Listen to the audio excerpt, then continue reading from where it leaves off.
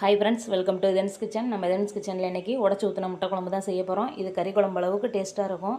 வாங்க எப்படி செய்கிறதுன்னு பார்க்கலாம். இந்த குழம்பு பண்ணுறதுக்கு நான் 4 முட்டை எடுத்துருக்கிறேன். நம்ம வீட்டில் எத்தனை பேர் இருக்கோமோ நமக்கு அந்த அளவுக்கு தேவைப்பட்ட அளவுக்கு முட்டை எடுத்துக்கிறலாம். 2 சின்ன பல்லாரி வெங்காயம் இந்த சைஸில் வெட்டி எடுத்துருக்கேன். கொஞ்சம் பெருசாகவே, ரொம்ப பொடியாகவும் இல்லை, இந்த சைஸுக்கு வெட்டி எடுத்துருக்கிறேன். 2 தக்காளி பழம் நறுக்கியிருக்கிறேன். 2 பச்சை மிளகாய். இந்த குழம்புல காய்கறி போட்டு செய்யலாம். கத்திரிக்காய், முருங்கைக்காய், உருளைக்கிழங்கு இதெல்லாம் செய்யலாம். நான் முருங்கைக்காய் மட்டும் எடுத்துருக்கிறேன். 1/2 ஸ்பூன் ஜீரகம் எடுத்துருக்கேன். இந்த குழம்புக்கு கடுகெல்லாம் தாளிக்கக்கூடாது, ஜீரகம் தான் தாளிக்கணும்.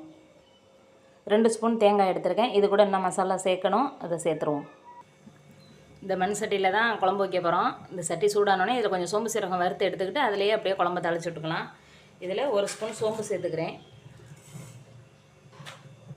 1 ஸ்பூன் ஜீரகமும் சேர்த்துக்கிறேன். இது ரெண்டும் நல்லா பொரியணும்.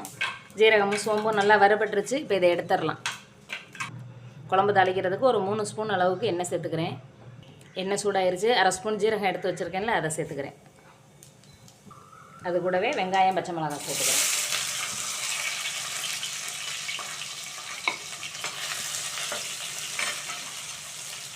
கொஞ்சம் கருவேப்பிலை சேர்த்துக்கிறேன்.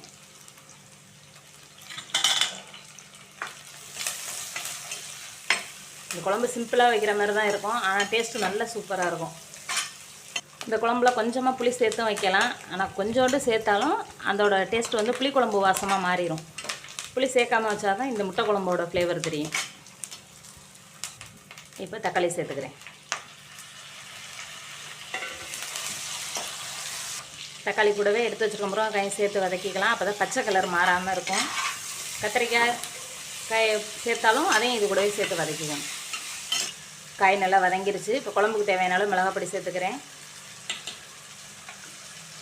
அதையும் சேர்த்து நல்லா கிண்டி விட்டுறேன்.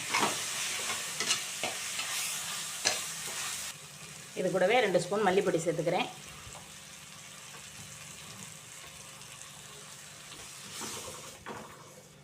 இப்போ அரிசி களைஞ்ச தண்ணி எடுத்து வச்சுருக்கேன், அதை கூட சேர்த்துக்கிறேன். குழம்புக்கு தேவையான அளவு உப்பு சேர்த்துக்கிறேன்.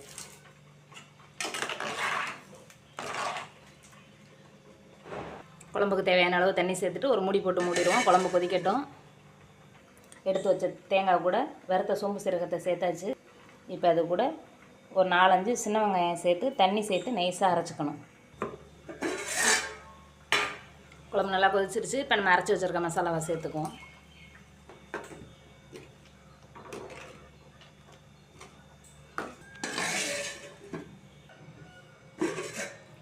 பாருங்கள், குழம்பு நல்லா கொதிச்சிருச்சு. இப்போ நம்ம முட்டையை உடச்சி ஒன்று உள்ளே சேர்த்துடலாம். இந்த மாதிரி ஒரு கிண்ணத்தில் உடச்சிட்டு அதுக்கப்புறம் சேர்த்துக்குவோம். அப்போ தான் ஓடு எதுவும் உள்ள குழம்புக்குள்ளே விழுகாது, முட்டை பிரியாமையும் இருக்கும். இந்த மாதிரி ஒன்று உடச்சி எல்லாத்தையும் சேர்த்துருவோம். எட்டி ஒன்றோட ஒன்று தண்டாமல் அப்படி ஊற்றிடணும்.